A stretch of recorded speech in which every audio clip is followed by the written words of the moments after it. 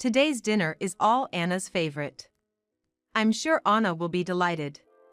I lay out the dishes on the table while picturing my granddaughter's happy face. As I prepare dinner, Anna's eyes also fill with sparkle. But the next moment, looking at the table lined with ingredients, Anna suddenly looked down. "Look, Anna, your favorite food. Aren't you going to eat?" My husband also peered at Anna's face and asked, but she suddenly got up from her seat. Then, Anna ran straight to her bag and started rummaging through it. Watching her actions curiously, she took out a Tupperware from her bag. "Can I take this home? I always feel sorry for Mom." Saying this, Anna started packing the dinner into the Tupperware. We were stunned by our granddaughter's sudden behavior. "What does that mean? Can you tell us?" My husband Ryan asked calmly, but Anna's face darkened. "Mom gets yelled at by Dad for eating. So, she's only allowed to eat leaves." Anna's unexpected words left us speechless. However, Ryan quickly stood up and left the house. I hurriedly tried to stop him. "Wait, where are you going?" Without changing his expression, Ryan started calling a taxi while holding Anna. "Hurry up! We're going to talk to Michael right away."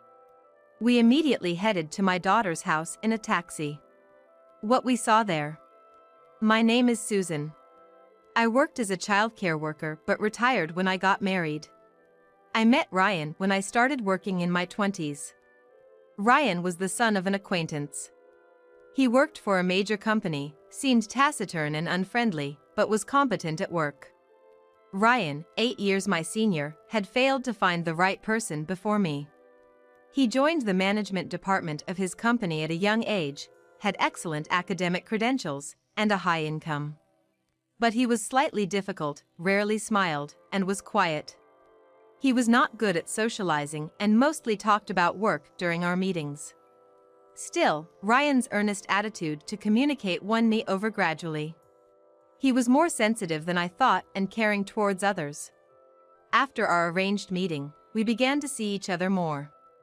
3 months later, he asked me out. Our relationship deepened, and 2 years later, we married and bought a house, building a happy home.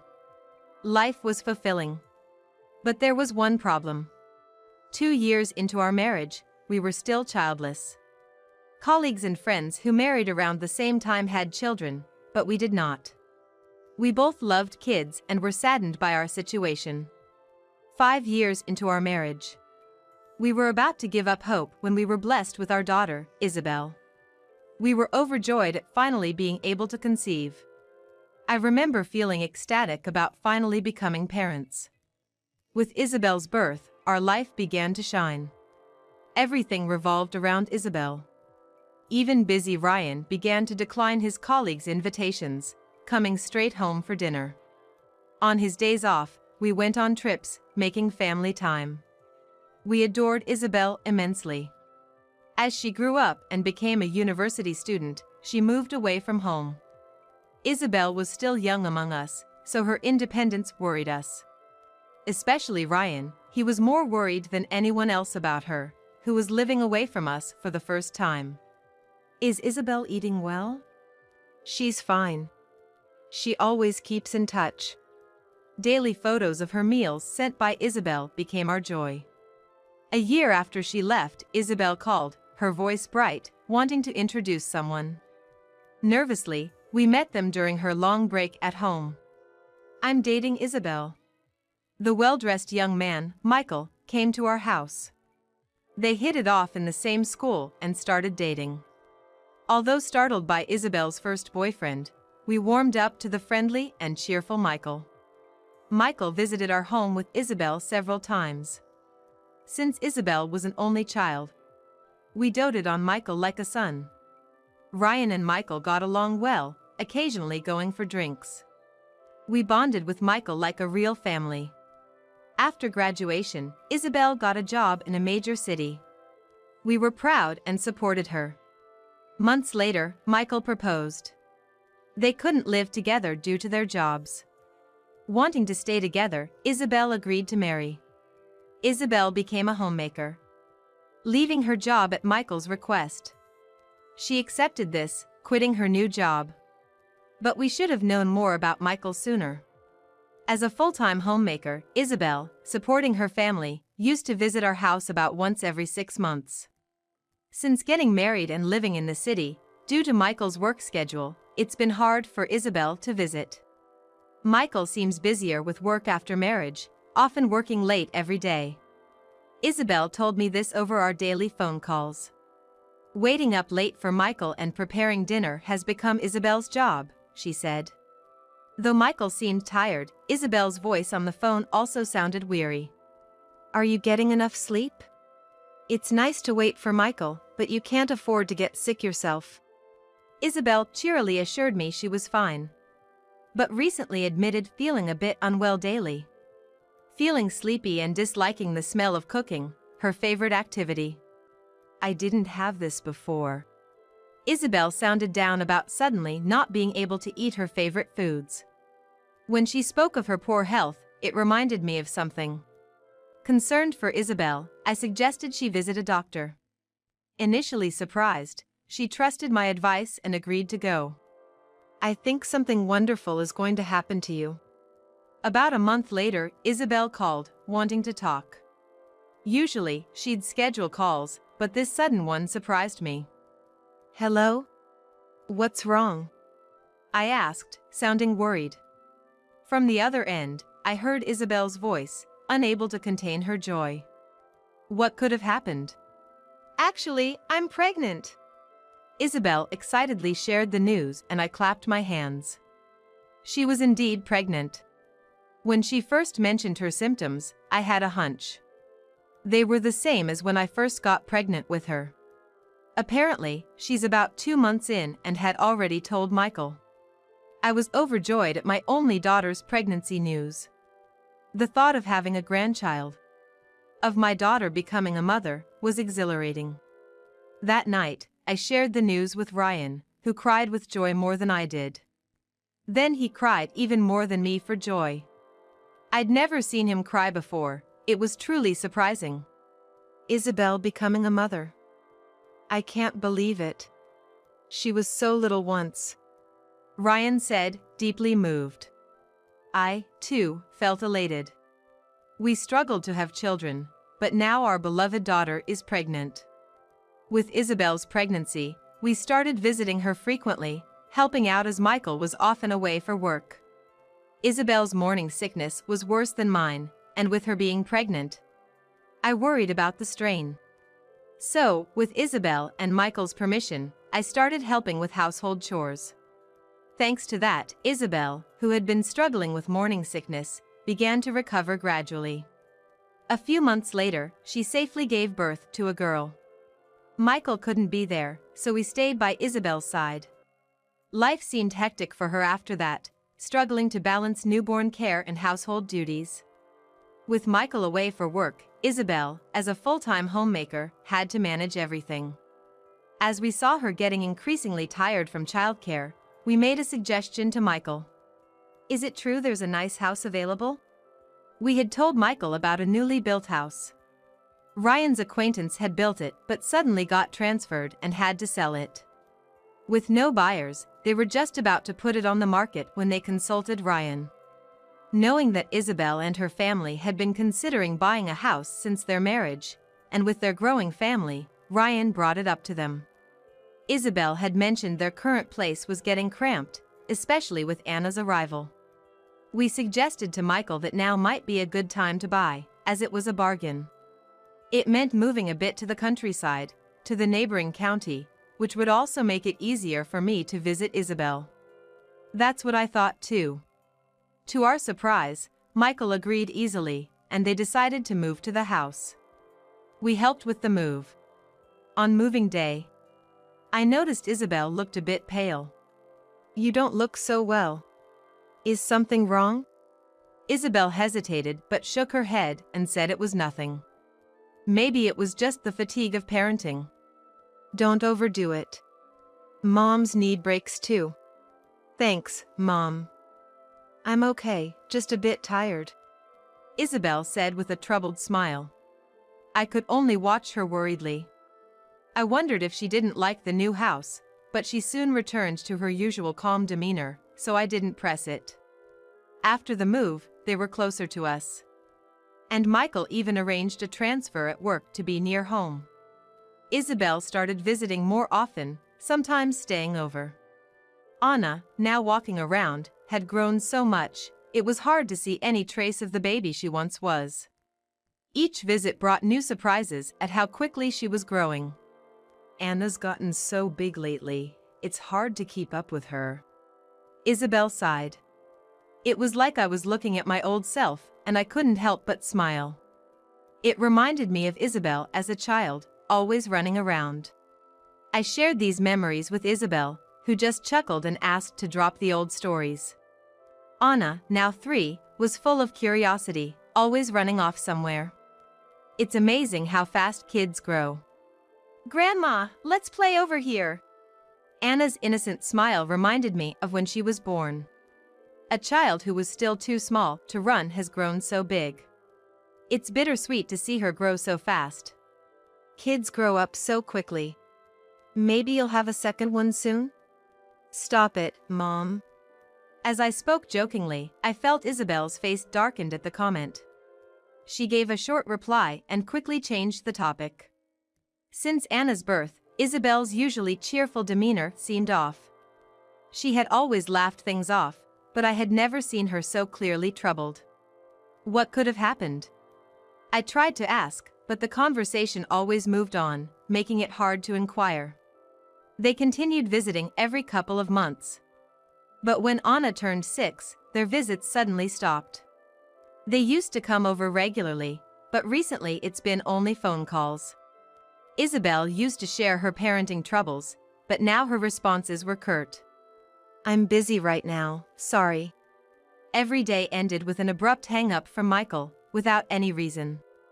We couldn't even see or talk to Anna, who used to visit us so often, let alone our dear daughter Isabel. No matter how much we asked for a reason, we only got nothing's wrong as an answer.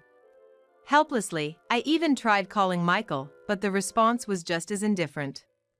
Sorry, I'm busy right now. Can we talk later?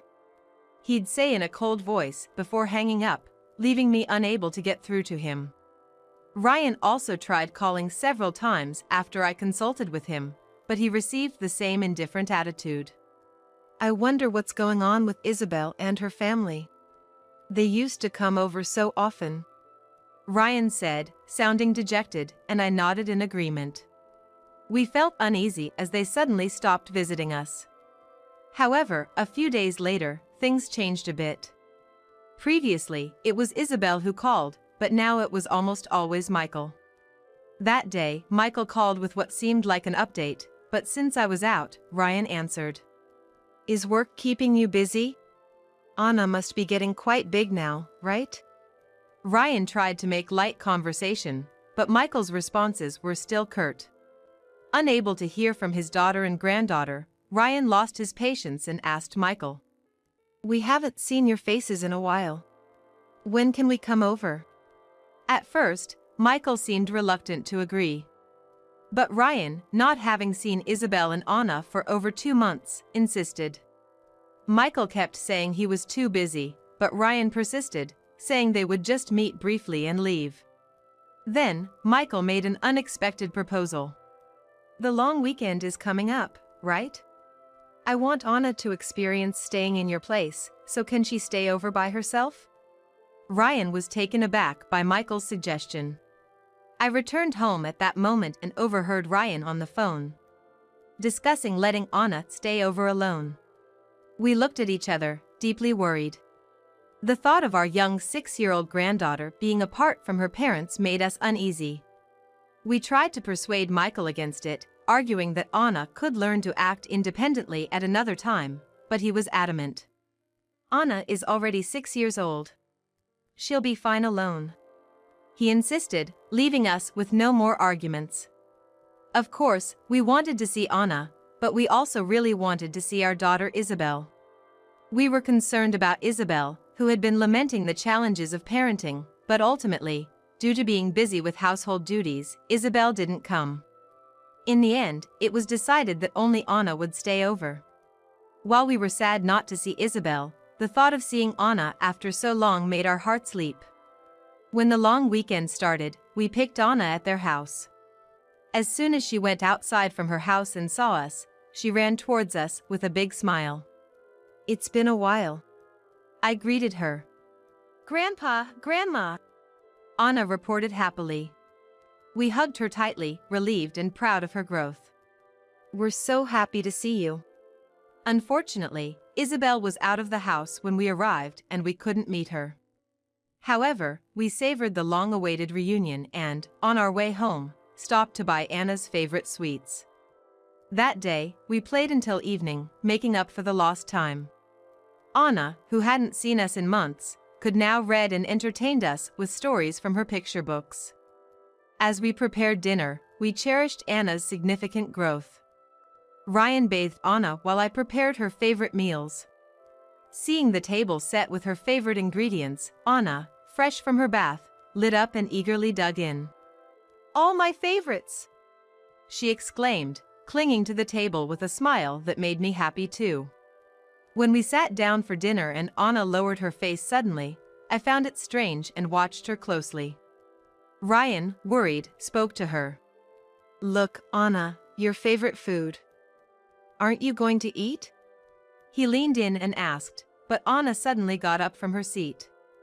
She went straight to her bag and started rummaging through it. I was curious about her actions, and she unexpectedly pulled out a Tupperware container. "Can I take this home? I always feel sorry for Mom," she said abruptly and began packing the dinner into the Tupperware. As I watched in confusion, Ryan immediately asked her for an explanation. "What does that mean? Can you tell us?" he asked gently. Anna, looking downcast, struggled to find the words. "Mom gets yelled at by Dad for eating, so she's only allowed to eat leaves." I was speechless at her unexpected words. What could have happened to Isabel and her family during the time we couldn't see them? Unable to comprehend Anna's words, Ryan quickly stood up. Sensing something, he grabbed his phone and wallet and hurried out of the house. "Wait! Where are you going?" I called out, trying to stop him. But Ryan, without changing his expression, picked up Anna and started calling a taxi. "Hurry up! We need to talk to Michael right now." We rushed into the taxi that arrived a few minutes later. Ryan, holding my hand tightly, couldn't hide his surprise. To Anna, who was nervously fidgeting, he assured, "It's okay." Taking a deep breath, he looked at Anna. "Grandpa and Grandma are going to give Mom and Dad a surprise visit. Can Anna help us rescue Mom?" he asked, gazing directly at her. Anna's eyes lit up, and she nodded. Seeing them, I also took a deep breath and decided to change my mindset. Such a small child should not be sad. I reassured Anna several times that everything would be okay. "Do you know a spot in the house where we can see inside from the garden? Can you show us?" Ryan asked kindly. Anna, as if remembering something, nodded strongly. "I know. I'm good at hide and seek," she said confidently, and Ryan hugged her tightly. About an hour later, we arrived at the house and decided to observe from behind the external wall. The lights inside the house were still on, and we could see the living room. Anna, breathing heavily, guided us. Holding our smartphones, we ran to a spot in the garden and hid in the shadows. Anna, seemingly excited about hiding outside, smiled happily. My heart ached seeing her like this, and I hugged her protectively. The spot we hid in faced a small window with a screen. We could clearly see inside the living room, and Ryan quickly prepared his phone. Suddenly, we heard a loud voice yelling from inside. Ryan pointed his phone towards the noise and started recording. It appeared that Michael was yelling at Isabel. I felt the blood drain from my face when I saw Isabel, who looked completely different from before. Her once lustrous hair was now unkempt and messy. Furthermore, she had become extremely thin, her face pale and gaunt. Ryan recorded the scene, his face twisted in anger. Michael's voice echoed outside, and Anna trembled at the sound, which seemed to be a regular occurrence. Our beloved daughter and granddaughter endured such cruelty. I bit my lip in rising anger. Michael's voice grew louder, and at one point, he swung his hand at Isabel. Ryan immediately burst out, yelling at the window. "Stop it! What are you doing?" He shouted, and Michael and Isabel noticed us. "What? Why are you guys here?" Michael began to panic. Seizing the moment, Isabel unlocked the screen door and rushed into my arms. She had become so frail that I hesitated to hug her. "No, it's not like that. There's a reason for this." Michael started making excuses as he realized he was at a disadvantage. Ryan glared at him. "Be quiet. None of that matters now. Our daughter's life is the top priority." Michael lost his words, his face turning pale. I stood protectively in front of the frightened Anna and Isabel. Ryan kept an eye on Michael to ensure he didn't do anything. Soon after, an ambulance arrived, and we watched as Isabel was taken to the hospital. Ryan immediately contacted the police and reported the abuse his daughter had suffered. He provided the video he recorded to the arriving officers. Michael was then arrested on the spot. A search of the house began, and Anna testified that Michael had been physically abusing Isabel regularly. Inside the house, they found Michael's diary, which detailed his regular assaults on Isabel. The diary we found written by Michael contained his dissatisfaction with Isabel not regaining her pre-pregnancy figure after giving birth to Anna. He had been forcing Isabel to follow an extreme diet. He monitored her weight daily, scrutinizing her for not getting back in shape, and took complete control over her meals. Among the diet plans, there was even one that allowed only 3 lettuce leaves a day. That's when I understood what Anna meant when she said they could only eat leaves. Initially, Isabel had resisted and shown defiance to Michael, but when she ate anything outside the diet menu, she was assaulted. Fearful, she started to comply. Michael's diary even mentioned Anna trying to protect Isabel. He had swung his fist at Anna for intervening, and since then, Isabel had stopped resisting. We learned from the police about the extent of their suffering. It was a regret that we could not fully express. According to the police, Michael was deeply remorseful. However, it was clear that he would face prison time for his assault on Isabel and Anna. We held Anna, who was now left alone, tightly in our arms. Later, Isabel and Michael divorced, as all of Michael's actions had come to light and he was prosecuted. In the aftermath, we took care of Isabel, whose health had not yet fully recovered, and she moved in with us. Anna was overjoyed to be living with us permanently. Freed from the daily assaults, Isabel slowly started to regain her health. Her once frail body, nursed back to health, began to look healthier and fuller. "I've caused you and Dad so much trouble," Isabel said, looking remorseful. I shook my head. I never wanted to see her that frail again. Caring for our precious daughter paid off, and she had now fully regained her usual self. To celebrate Isabel's recovery, we laid out a table of dishes, the meal we had missed that day. Anna's eyes sparkled at the sight of the abundant ingredients. "There's so much. We can eat a lot." "Yes, it's wonderful to be able to eat to our heart's content," Isabel added, happily eating her meal. Watching them, we wished for this peaceful life to continue forever.